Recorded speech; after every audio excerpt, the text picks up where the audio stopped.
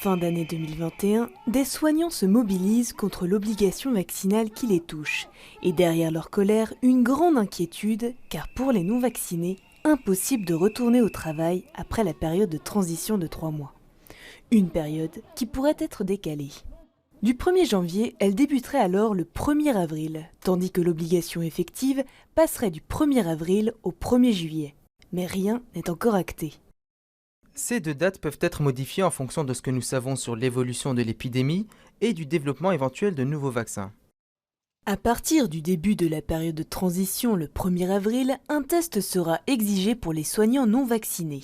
Et concernant ce décalage, pour certains, c'est une déception, car l'obligation est nécessaire, mais de préférence sans sanction à la clé. Le fait de vacciner, de dire on vaccine, on rend obligatoire, etc., à la marge, on va avoir quelques pourcents en plus de personnel qui vont se faire vacciner. Ça ressort de différentes études d'opinion. Et donc, ça va faciliter d'autant plus la réduction du risque épidémique. Voilà. Mais c'est dommage de reculer, enfin de retarder. Mais tout le monde n'est pas du même avis. Pour certains experts, certes, cette modification est une bonne nouvelle, mais cette loi reste pour eux incohérente. Aujourd'hui, il manque de personnel dans la santé.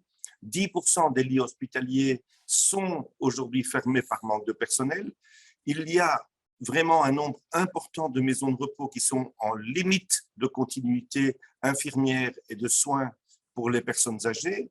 Faire passer une telle loi n'a plus aucun sens dans l'état épidémiologique de la population. Cette proposition sera finalisée cette semaine dans un groupe de travail et pourrait être rapidement traitée par le Parlement.